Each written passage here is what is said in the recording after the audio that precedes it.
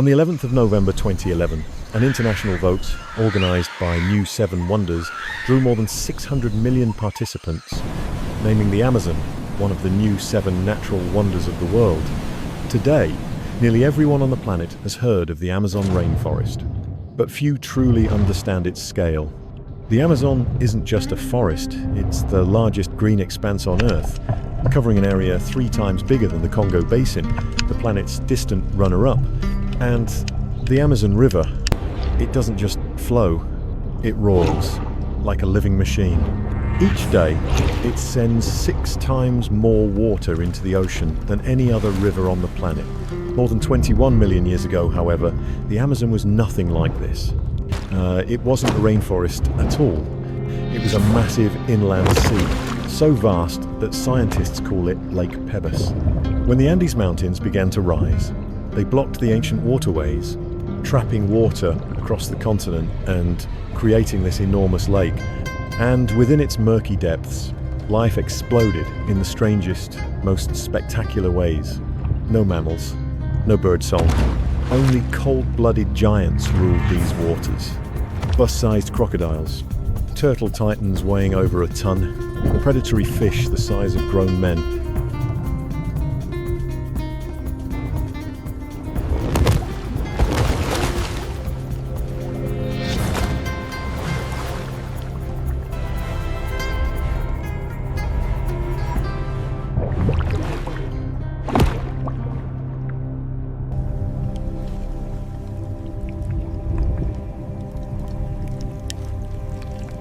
Among all the prehistoric monsters that prowled these waters, one name towered above the rest: Purussaurus, the giant crocodile. No words can truly capture the terror it inspired. But picture this. In 1892, paleontologists unearthed a massive skull fragment along the Purus River. When the skull was lifted from the red Amazonian soil, everyone fell silent. Not out of fear, but disbelief. Its size, its shape, they didn't belong to any known species of crocodile. This was something else, something far beyond anything the world had ever seen. Then more bones began to surface, bigger, thicker, fitting together into the outline of a creature over 30 feet long, weighing more than 6 tons. Some estimates push it even further. 50 feet, 12 tons, a monster larger than a minke whale, with a bite force strong enough to crush the bones of any animal that dared to approach its domain. Its skull alone stretched 5 feet long, dense and heavy, as if forged from steel. The jaws broad and square, like they'd been cast in concrete, a biological design built purely for destruction. Its entire body was wrapped in thick armor plates, ridges of bone called osteoderms glinting bronze in the dim light of the wetlands. That armor made it nearly invincible. A living tank roaming the swamps of prehistory, Purussaurus didn't need to hunt, it just waited. In the still water, 2 golden eyes would rise above the mud. Its breath mingled with the morning mist, and when some doomed animal drifted too close, the entire lake erupted with a single strike. No scream, no struggle, only ripples, spreading wider until the water fell silent again.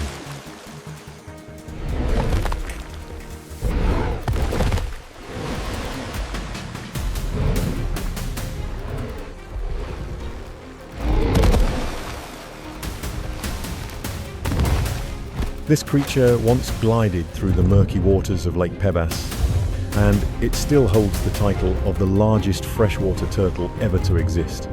Its shell stretched nearly 3 meters long and weighed over a ton, a living fortress drifting silently through the vast inland sea of ancient Amazonia. Paleontologists believe its enormous size was born from an evolutionary arms race, a survival response to the lake's most fearsome predator, Purussaurus, the crocodilian titan heavier than a truck. But Stupendimes was no easy prey. Its shell was thick as steel, forged by millions of years of adaptation. Fossils, discovered in Pebbas, still bear deep tooth marks, and in some cases, broken crocodile teeth remain embedded in the armor. Scars from ancient underwater battles that shook the lake's silence.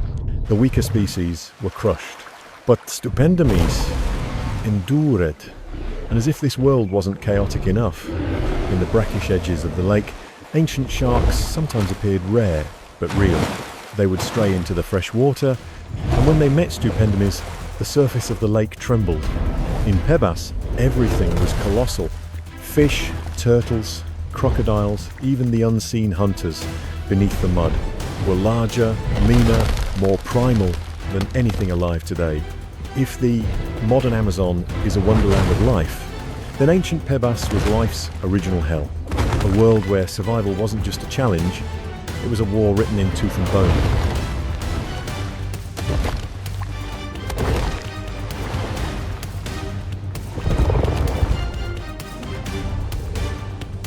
In a world where most crocodiles took to the water, the Cephasids were rebels. They left the swamps behind and conquered the land, with broad skulls, steel-hard jaws, and back-curved blade-like teeth. They looked like the misplaced descendants of meat-eating dinosaurs. Unlike their modern relatives, they didn't crawl. They ran four long, muscular legs, coiled like springs, drove them forward with a speed that could rival a cheetah's first burst. Picture this. Across the ancient South American plains, a 7-meter crocodile bursts from the shadows, a living missile of muscle and fury, charging its prey with terrifying precision.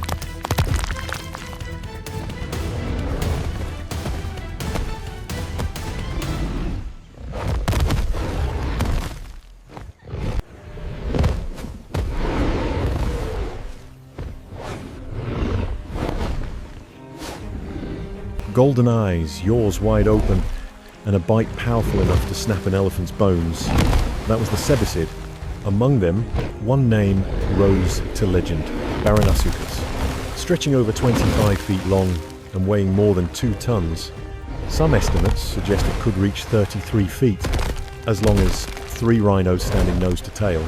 With its massive frame, saw-edged teeth, and thunderous bursts of speed, Baranasuchus was not only the largest land predator since the dinosaurs, but also the last ghost of the Titan Age, a reminder that even as the world changed, the Earth was never truly safe.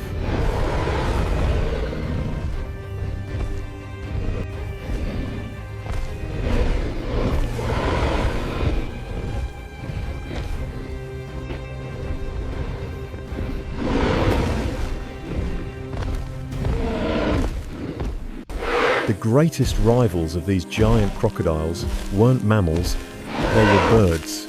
Forest racids, better known as terror birds, stood over 8 feet tall and weighed as much as a lion. They couldn't fly, but they could run fast. Their curved, hatchet-shaped beaks were built for one thing: killing. They sprinted like the wind, struck with lightning speed, and could kill with a single blow. Imagine a roadrunner multiplied by 100, and you'll understand why the plains of Pebbas once trembled beneath their talons. But the terror birds weren't alone. Along the swampy shores lived Phoberomes, an ancient cousin of today's capybara, as large as a polar bear, a gentle herbivore, but one that relied on sheer size as its only defense. Nearby, giant ground sloths lumbered across the wetlands, hoofed mammals grazed like ancient bison, and enormous anteaters swept the earth with tongues as long as snakes. It was a world bursting with life, wild, chaotic, and beyond imagination.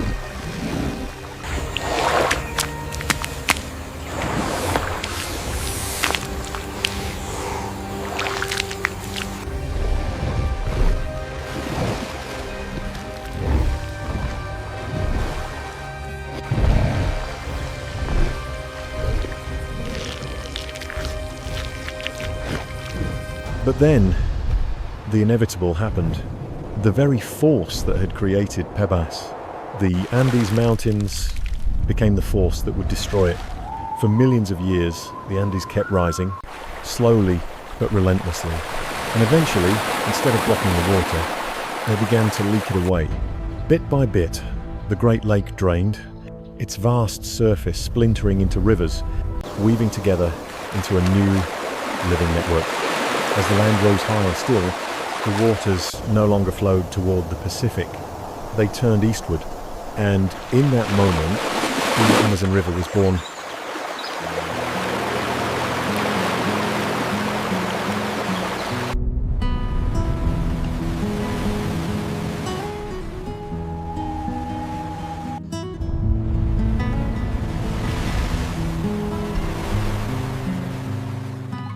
Ironically, the greatest river on Earth was born from the death of a lake.